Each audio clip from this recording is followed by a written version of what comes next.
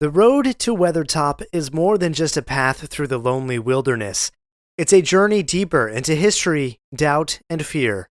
Today we explore how the Hobbit's growing sense of isolation mirrors Strider's own quiet uncertainty as a leader, and why even the name Mordor carries more power than they realize. As we continue our exploration of J.R.R. Tolkien's Fellowship of the Ring in Book 1, Chapter 11, A Knife in the Dark. I'm Aaron, your host and guide to Wandering Middle-earth, especially for first-time readers of Tolkien's works. Visit ringspodcast.com to find my free downloadable guides for reading the Silmarillion and other works by J.R.R. Tolkien. Now, let's wander. One of the hardest parts of getting older is feeling like something's off in your body, but not knowing exactly what. It's not just aging, it's often your hormones too. When they fall out of balance, everything feels off. But here's the good news. This doesn't have to be the story of your next chapter. Hormone Harmony by Happy Mammoth is an herbal formula made with science-backed ingredients designed to fine-tune your hormones by balancing estrogen, testosterone, progesterone, and even stress hormones like cortisol. It helps with common issues such as hot flashes, poor sleep, low energy, bloating, and more. With over 40,000 reviews and a bottle sold every 24 seconds, the results speak for themselves. A survey found 86% of women lost weight, 77% saw an improved mood, and 100% felt like themselves again. Start your next chapter feeling balanced and in control. For a limited time, get 15% off your entire first order at happymammoth.com with code NEXTCHAPTER at checkout. Visit happymammoth.com today and get your old self back naturally. We pick up in the narrative today with Frodo after he and Strider had been watching the flashes of light on the hills far away. 5 days out from Bree, Strider points out their next major milestone. At the end of a line of hills, a tall hill stands out. Strider calls it Weathertop. This hill is such a commanding landmark that Strider says that the Black Riders and Gandalf are all likely converging on that point. As he is describing the advantages of the hill, we see a continuation of two themes we've encountered before. The Hobbit's sense of overwhelm at the vastness of Middle-earth, and Strider second-guessing himself when making decisions. Let's take a look at the sense of overwhelm. Strider mentions that some sharp-eyed beasts on Weathertop might be able to see where they stand now. The Hobbits look around to the hills in the sky, and Sam says, quote, "You do make me feel very uncomfortable and lonesome, Strider." This moment is a great example of Tolkien's ability to evoke a growing sense of isolation.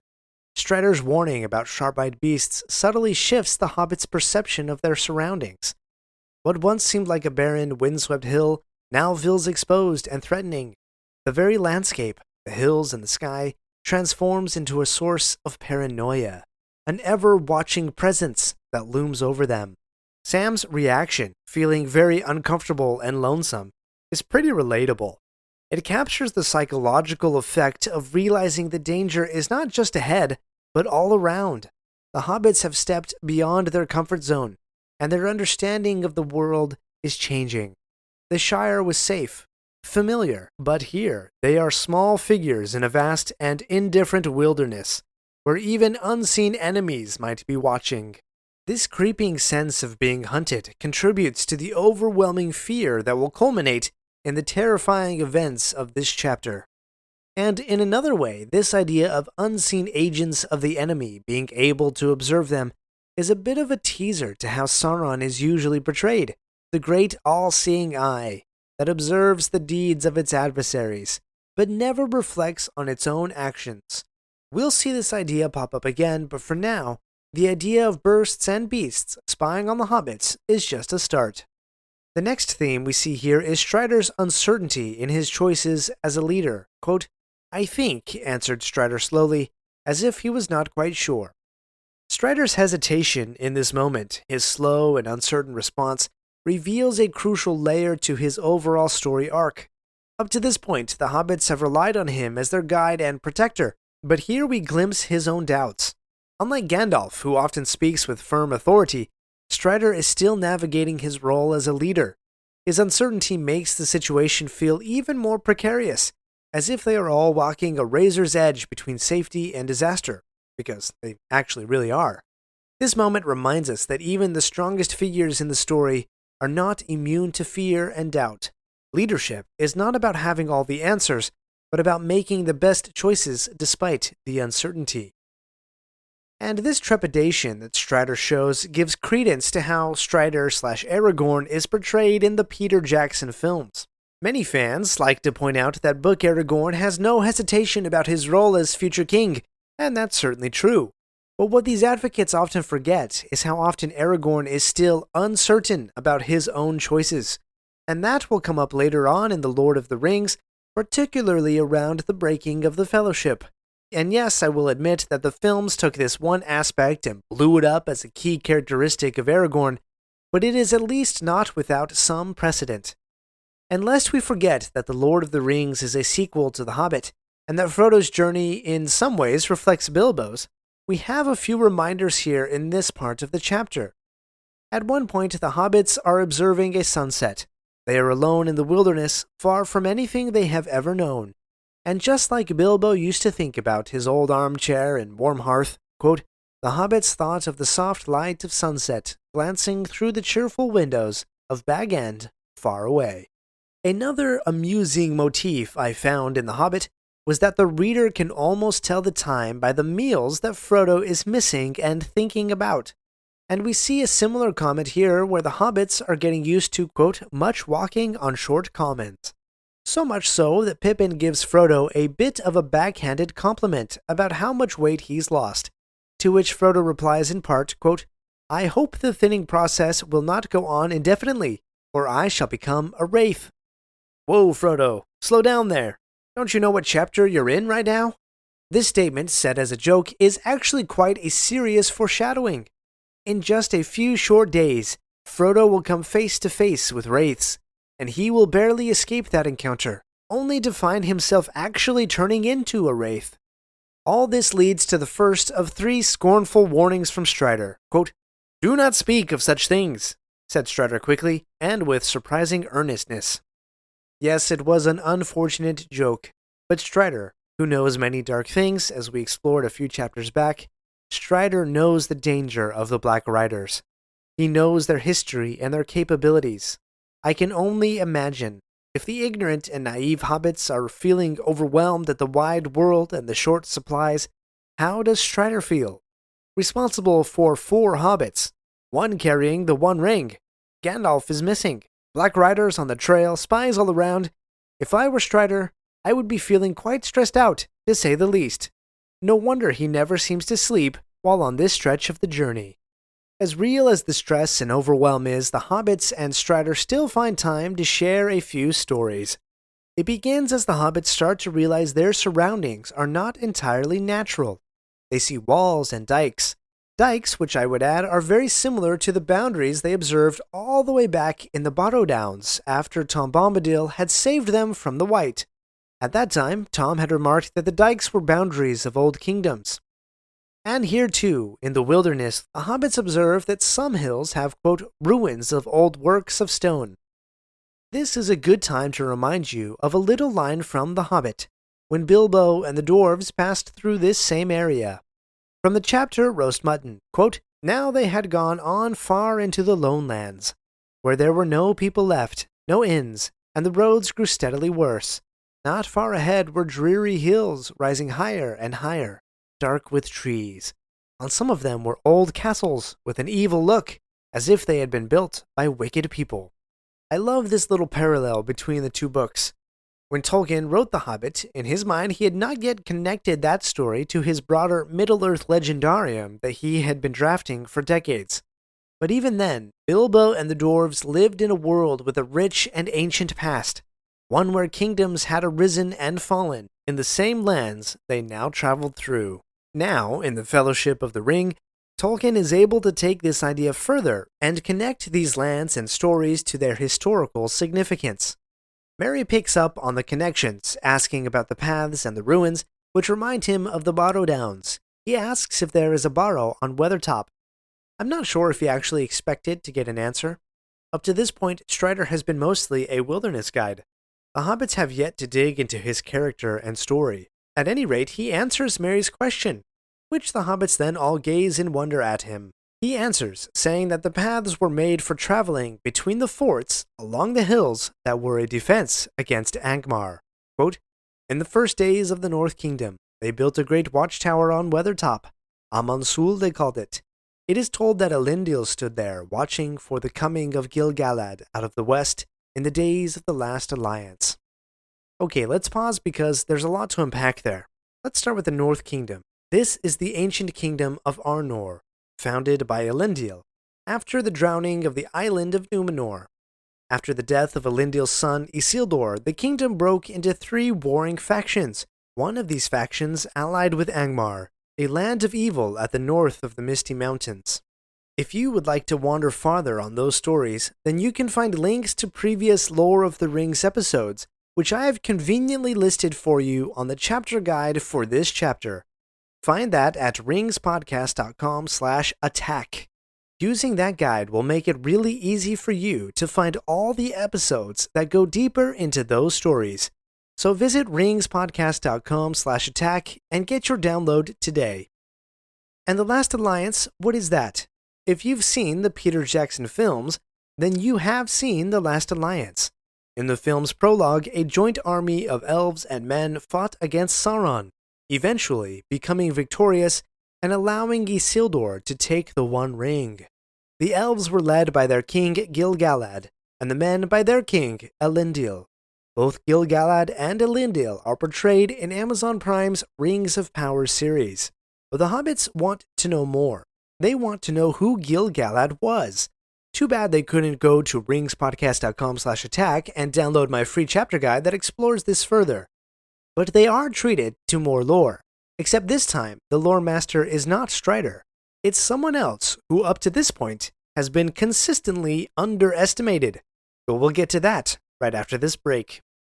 Your old or broken phone can let you down when you need it most.